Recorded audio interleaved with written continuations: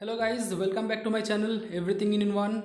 এই চ্যানেলে আপনার প্রত্যেক দিন দেখতে পাচ্ছেন ভিডিও আসছে education related. Top GK GS আমি দিয়েছিলাম, লাস্ট সানডে আমি দিয়েছিলাম special video border between countries নিয়ে। আর সেই মতোই আজকে চলে এসেছি আবার, আজকে মানডে, তো আবার শুরু করে দিই আমাদের স্পেশাল সিরিজ শুরু করার আগে আমি বলে নিতে চাই, যারা যারা এই চ্যানেলে প্রথমবার ভিজিট করছেন অবশ্যই সাবস্ক্রাইব করে বেল আইকনটি বাজিয়ে দেবেন প্রত্যেক দিন নতুন নতুন আপডেটগুলি পাওয়ার জন্য, এবং ভিডিওটি ভালো লেগে থাকলে অবশ্যই একটি লাইক করবেন। তো চলুন বেশ দেরি না করে শুরু করে দেওয়া যাক আজকের ভিডিও। দেখে নিই আজকে কী আছে আপনাদের জন্য। Let's start. বন্ধুরা দেখতে পাচ্ছেন আজকে আমি আপনাদের জন্য একটি স্পেশাল বলতে পারেন ক্র্যাশ কোর্স নিয়ে এসেছি।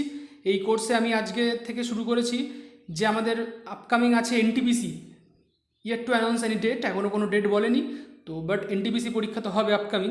সেই এনটিপিসি পরীক্ষাতে আসতে পারে, অর্থাৎ ইম্পর্টেন্ট এমনি 15টি আমি আজকে জেনারেল সায়েন্সের কোয়েশ্চেন নিয়ে হাজির হয়েছি আপনাদের সামনে। চলুন দেখে নেব সেই 15টি জেনারেল সায়েন্সের কোয়েশ্চেন। আর বেশি দেরি না করে শুরু করা যাক। বন্ধুরা দেখতে পাচ্ছেন আপনাদের স্ক্রিনে প্রথম প্রশ্ন দেখতে পাচ্ছেন, the CGS unit of force is. আপনারা জানেন ইউনিট মোস্টলি দু ধরনের হয়। Normally 3 types of units there. This is number 1 CGS, number 2 SI, and number 3 MKS. But here we can see that CGS unit, the CGS unit of force is. তো কী হবে বলুন? Newton, ডাইন, joule. আশা করি আপনারা সবাই জানেন। Still it's a most important question for exam, so it will be dyne. The CGS unit of force is ডাইন।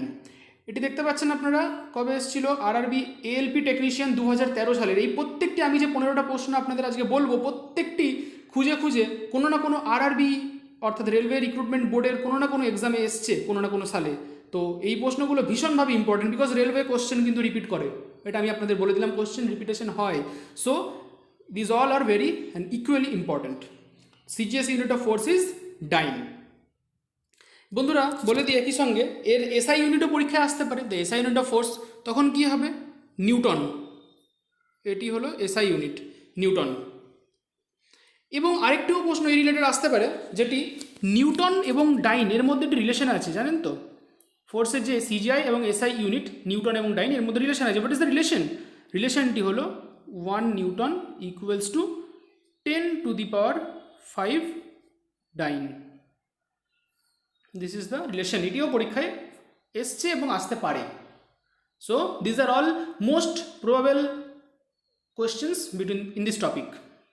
চলুন দেখে নেওয়া যাক নেক্সট কোয়েশ্চেন। দেখতে পাচ্ছেন আপনাদের স্ক্রিনে, the movement of force is called torque, work done, or none of the above. Movement of ফোর্সকে কী বলা হয়? টর্ক বলে, ওয়ার্ক ডান বলে, না নান অফ দ্য অ্যাবাভ, এর মধ্যে কোনোটিই নয়। এটিও দেখতে পাচ্ছেন আরআরবি রেলওয়ে এএলপি টেকনিশিয়ান 2018তেই প্রশ্নটি এসেছিল, অর্থাৎ লাস্ট যে পরীক্ষাটি নিল আরআরবি সেটির। তো এটির অ্যান্সার আপনারা সবাই জানেন, very easy but important also, is torque. Torque is the correct answer. Movement of force is called torque. টর্কে কীরকম আমরা সিম্বল দিয়ে ডোনেট করি? টর্ক হচ্ছে আমরা এমনি সিম্বল দিয়ে ডোনেট করি, বা যদি বলেন আর একটু ঠিক করে যদি লিখি, torque is this type of. তো টর্কের সূত্র কি আপনারা যদি বলেন? টর্কের অঙ্ক ম্যাথমেটিক্সও আসতে পারে। তো টর্কের সূত্র হলো টাউ। এটাকে আমরা বলছি কি? Tau, TAU। Tau equals to F multiply L, যেটি perpendicular. This is the relation of torque, mathematical relation. Tau equals to, টর্কে আমরা টাউ বলে ডিনোট করি, tau equals to F cross L, অর্থাৎ F মাল্টিপ্লাই L। এর মানেটা কি যদি আপনারা বলি, তো torque is equal to the force and distance measure perpendicular to force, যেটাতে আমরা বললাম। ওকে, তো চলুন এবার আমরা দেখে নিই আপনাদের তৃতীয় প্রশ্ন। দেখতে পাচ্ছেন আপনাদের স্ক্রিনে চলে এসেছে থার্ড প্রশ্ন, coulomb per second is equal to volt আর ওহম আর অ্যাম্পিয়ার। কুলম্ব পার সেকেন্ডকে কী বলা হয়? ভোল্ট বলে, না ওহম বলে, না অ্যাম্পিয়ার বলে? এটিও দেখতে পাচ্ছেন সব collection from railway ALP technician 2018 অর্থাৎ 2018 সালে এসছে। এটির অ্যান্সার কী হবে? Ampere. Ampere is the correct answer. Coulomb per second. Ampere হচ্ছে কার ইউনিট? অ্যাম্পিয়ার হলো ইলেকট্রিক কারেন্টের ইউনিট হলো অ্যাম্পিয়ার। অ্যাম্পিয়ারকে ডিনোট করি আমরা কি দিয়ে? অ্যাম্পিয়ারকে ডিনোট করি এ এম পি, এই বলে আমরা অ্যাম্পিয়ারকে ডিনোট করি। অ্যাম্পিয়ার আমরা বলছি কুলম্ব পার সেকেন্ড হলো অ্যাম্পিয়ার, তো এর মধ্যে একটা রিলেশন আছে। কি relation? 1 ampere equals to 1 coulomb per second. 1 ampere equals to 1 coulomb per second. Okay, তো এই সমস্ত মোস্ট প্রবাবল যে প্রশ্ন, আমি আপনাদের প্রশ্নের উত্তর বলে দিচ্ছি এবং এই টপিক থেকে আর কি কী ধরনের প্রশ্ন আসতে পারে সেগুলো আলোচনা করে দিচ্ছি। তো 1 ampere equals to 1 coulomb per second. চলুন দেখে নেওয়া যাক fourth question. The pH value of water, most important. বিভিন্ন জিনিসের পিএইচ ভ্যালু কিন্তু রেলে বলুন, এসএসসি বলুন, পিএসসি বলুন, সব কিছুতেই আসতে থাকে। যে pH value of water, pH value of urine, pH value of anything like drinks, soft drinks, beer, this all এগুলো আসতে পারে। তো পিএইচ ভ্যালু অফ ওয়াটার কত? দেখতে পাচ্ছেন তিনটা অপশন, 7 আর 8.4 আর 5। Correct answer will be 7। 7 is the correct answer of pH value of water. এটি আরআরবি জয়পুর 2008, অর্থাৎ জয়পুর যে আরআরবি ব্রাঞ্চ আছে সেখানে 2008 সালে পরীক্ষাটি এসেছিল। খুবই ইম্পর্টেন্ট প্রশ্ন। Next number 5, the universal value of acceleration due to gravity is. এই কথাটি আপনারা সবাই জেনে থাকবেন, শুনে থাকবেন। সায়েন্স নিয়ে ফিজিক্সে এটি খুব প্রচলিত topic. Acceleration due to gravity, বিভিন্ন ম্যাথ করার সময় কিন্তু এটি কাজে লাগে। Acceleration due to gravity. তো অপশন দেখতে পাচ্ছেন তিনটে এখানে, 9.53 metre per second square, 9.8 metre per second square and last 9.7 metre per second square. তো correct answer will be 9.8 metre per second square. এটি একটি ইউনিভার্সাল ভ্যালু, এর ভ্যালু কোনো চেঞ্জ হয় না। অ্যাক্সিলারেশন ডিউ টু গ্র্যাভিটি, যেটাকে আমরা ডিনোট করি জি দিয়ে, g equals to 9.8 metre per second square. এটিও কিন্তু ভ্যারিয়াস, বিভিন্ন অঙ্ক করার ক্ষেত্রেই জি এর মানটি কিন্তু কাজে লাগে। ওকে, তো acceleration due to gravity is denoted by g and is value is 9.8 metre per second square. এটিও আরআরবি হাজিপুর 2008-এ এসেছিল। দেখতে পাচ্ছেন আমি পাশে সব উল্লেখ করে দিয়েছি, আরআরবি হাজিপুর 2008। চলুন দেখে নিই সিক্সথ কোয়েশ্চেন। দেখতে পাচ্ছেন আপনাদের স্ক্রিনে চলে এসছে সিক্সথ কোয়েশ্চেন। ওয়ান ব্যারেল যেটিকে ডিনোট করা হয় বি দিয়ে, 1 ব্যারেল ইজ ইকুয়াল টু কত litre? 1 barrel is equal to কত litre? 123 litre, 159 litre or 165 litres? What is the correct answer? 159 litre. এটাও আপনারা আশা করি সবাই জানেন। 1 barrel is equal to 159 litre. RRB Jammu 2004-এ এসেছিল। এগুলো সব আরআরবিতে একবার না একবার বা আরও অনেকবার এসছে কিন্তু। তো সব কটা প্রশ্ন ইকুয়ালি ইম্পর্টেন্ট প্রশ্ন। 1 barrel is equal to 159 litre. Okay বন্ধুরা, চলে যায় seventh question. The formula of kinetic energy is. Top important প্রশ্ন, মোস্ট ইম্পর্টেন্ট প্রশ্ন question. The formula of kinetic energy is option half MV square, 2 mv and number c root mv square. এটি কিন্তু RRB Kolkata 2018-এ এসছে এবং এটি group D এর পরীক্ষাতেও কিন্তু এসছে। এটা আমার জানা নিজের, গ্রুপ ডি এর পরীক্ষায় কিন্তু এটি এসছিল প্রশ্নটি। আরআরবি কলকাতা 2018 এবং আরও অনেক জায়গায় এসছে। The formula of kinetic energy is, correct answer will B half MV square. এটা দিয়ে কিন্তু ম্যাথও আসে অনেক সময়। এটা ভাববেন না আপনারা কি শুধু ফর্মুলাটি চাইবে, হয়তো আপনাকে কাইনেটিক এনার্জির কোনো অঙ্ক দিল, সেখানে আপনাকে ধরুন মাসটা বলে দিল আর ভলিউমটাও বলে দিল, তো আপনাকে বলে দিস কাইনেটিক এনার্জি কত, তো আপনাকে তখন সিম্পলি এই ফর্মুলাটা পুট করে দিতে হবে, হাফ এমভি স্কোয়ার। এম এর জায়গায় এম, ভি এর জায়গায় ভি, হাফ আর স্কোয়ার, সো অ্যান্সার হয়ে যাবে আপনাদের তখন। The formula of kinetic energy is half MV square. চলুন এইটথ কোয়েশ্চেন। ক্যারট অর্থাৎ গাজর, carrot is the rich source of vitamin A, vitamin D or vitamin C. Vitamin থেকে প্রশ্ন কিন্তু হামেশা এসে থাকে রেলের পরীক্ষাতে। এটিও এসেছিল আরআরবি গোরখপুর 2018। গোরখপুর যে ব্রাঞ্চ আছে, বোর্ড আছে রেলের, সেখানে এসেছিল ভিটামিন এ না ভিটামিন ডি না vitamin C. Carrot is the rich source of vitamin A. ক্যারেটে কিন্তু ভিটামিন এ প্রচুর পরিমাণে পাওয়া যায়। ভিটামিন থেকে বিভিন্ন প্রশ্ন এসে থাকে, বিভিন্ন ধরনের শাকসবজির নাম দিয়ে আপনাদের বলতে পারে এটি কোন ভিটামিন পাওয়া যায়, অথবা ভিটামিনগুলোর নাম দিয়ে, যেমন ভিটামিন এ বলুন বা যাই বলুন, ভিটামিন আরও যে সমস্ত আছে এর বিজ্ঞানসম্মত নাম, সাইন্টিফিক নেমও জিজ্ঞেস করতে পারে। তো ভিটামিনের সম্বন্ধে আমি একটি আপনাদের স্পেশাল ক্লাস দিয়ে দেবো, খুব শীঘ্রই আসতে চলেছে, স্টে টিউনড। নাম্বার 9 দেখতে পাচ্ছেন, 9th প্রশ্ন আপনাদের সামনে, নবম চলে এসছে। White blood cells are known as, white blood cells are known as, এটি কিন্তু আরআরবি মুম্বাই 2018 এসছে। সব কিন্তু একদম লেটেস্ট প্রশ্ন, খুব খুব খুব চান্স আছে এনটিপিসিতে আসার এগুলো, এনটিপিসি এবং যে আপকামিং গ্রুপ ডি আছে সেখানেও। White blood cells are known as leucocyte, plasma, না none of this? Correct answer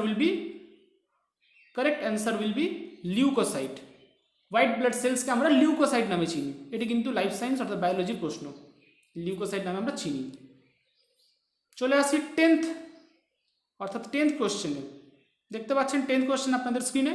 heart attack is caused due to the maximum amount of dash in the body.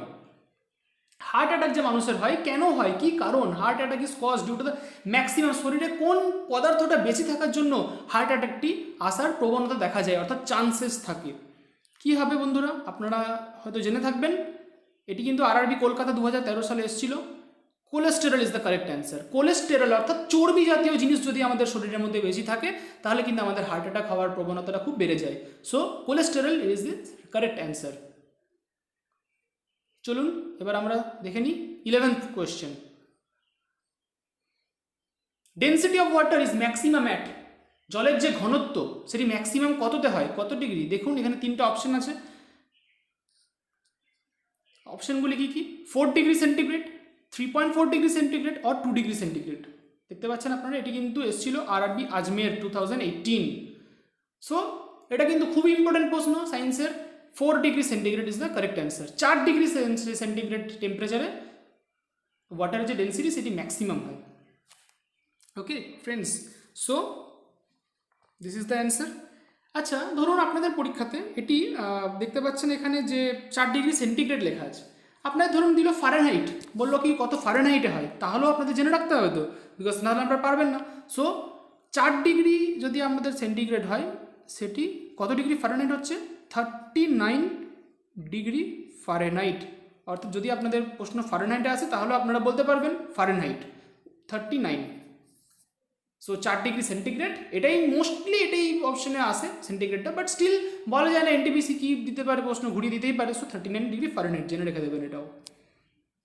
Next 12, sky appears to be blue because, আমাদের আকাশ দেখতে কেন নীল হয়?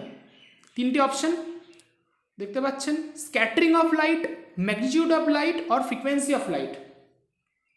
এর correct answer হয়ে যাবে scattering of light. লাইটের scatter অর্থাৎ বিক্ষেপণ হয়ে যাওয়ার জন্য কিন্তু আমাদের আকাশটা দেখতে নীল নীল দেখায়, নীল রঙের। So scattering of light is the correct answer.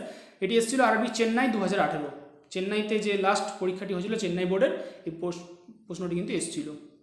So sky appears to be blue because scattering of light.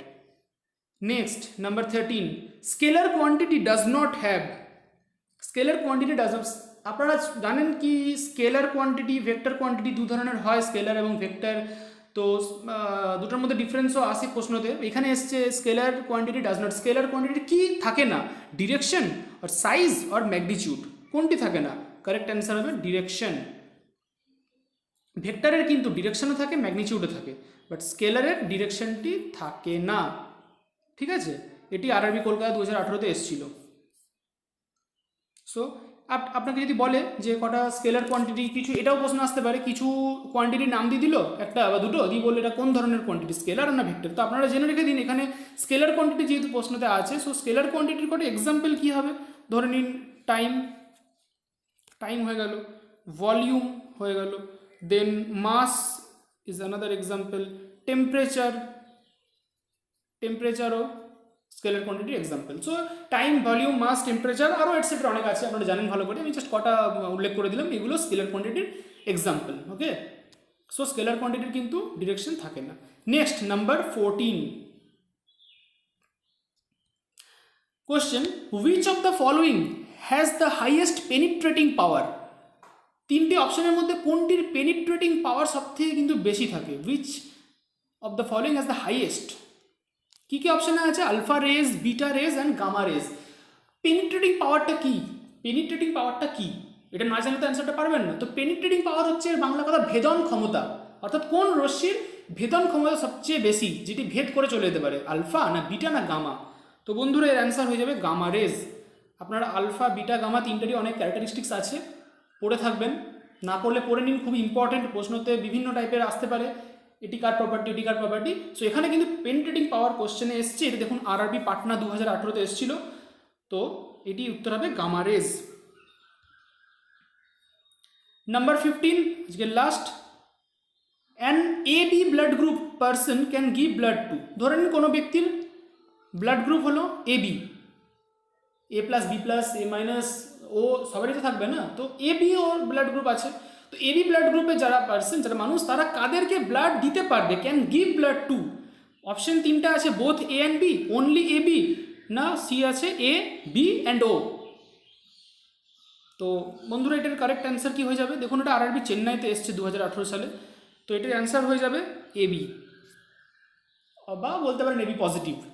An AB blood group person can give blood to only AB, এটা ক্যান গিভ টু। এবার ধরুন হয়তো আপনাদের প্রশ্ন এলো কি can receive, কার কার কাছ থেকে ব্লাড নিতে পারে, তখন কী হবে বলুন তো?